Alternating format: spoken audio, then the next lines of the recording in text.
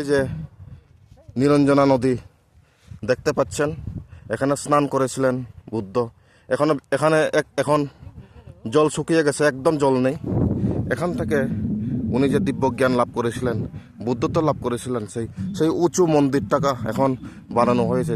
সেই জায়গাতে বুদ্ধি পালঙ্ক রয়েছে।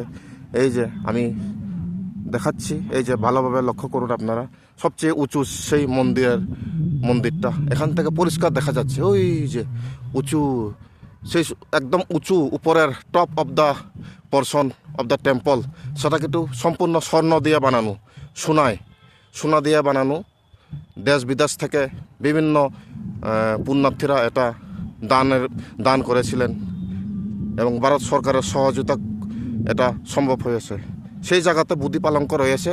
সেই মন্দিরটার একদম পেছনে হলো মূল কেন্দ্র, বট গাছটা রয়েছে, বুদ্ধি বৃক্ষটা, এবং সেখানে বুদ্ধি পালঙ্ক রয়েছে। আর এটা হচ্ছে নিরঞ্জনা নদী। এই যে আমার সাথীরা এখানে রয়েছেন, এই যে নিরঞ্জনা নদী দেখতে পাচ্ছেন।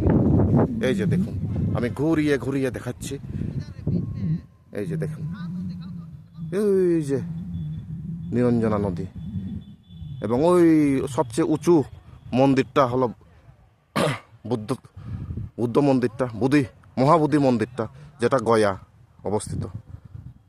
সেখানেই বুদ্ধত্ব লাভ করেছিলেন। সেই মন্দিরের পেছনেই বুদ্ধি পালঙ্ক রয়েছে, বুদ্ধি বৃক্ষটাও রয়েছে। ধন্যবাদ সবাইকে।